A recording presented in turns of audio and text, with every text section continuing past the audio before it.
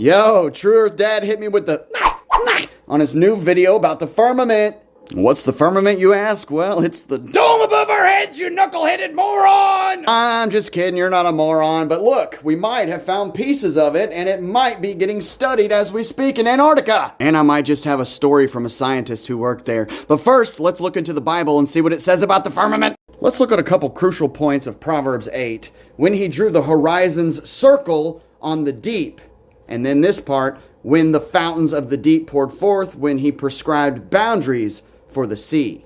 Now, I don't know about you, but when I hear of circle of the earth and boundaries for the water to be in, I think of that flat earth fountain in Sydney, Australia at Darling Park.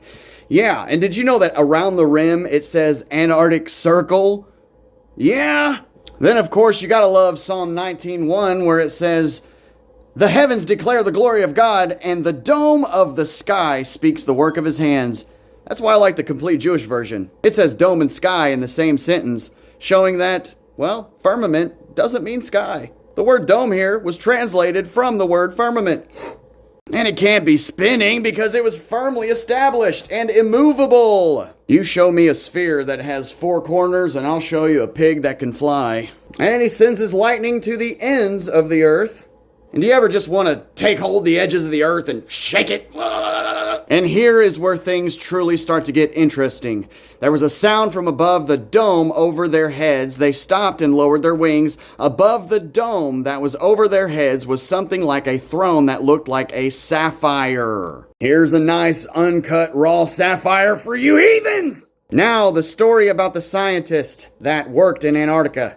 You see this glove holding this piece of ice here?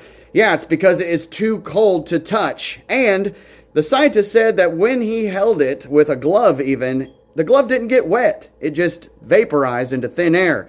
Almost makes you wonder where these clouds are coming from. This scientist that had worked in Antarctica said that the application process was strange.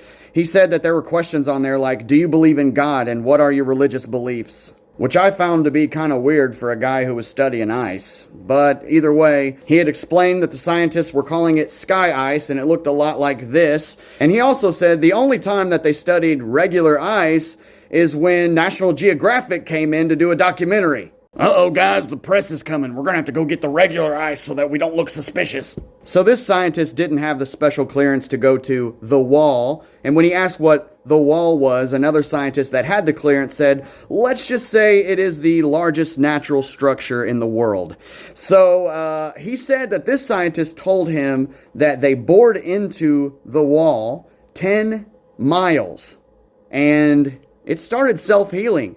And they lost the drill inside of the wall because when they went back to drill more, it had closed up.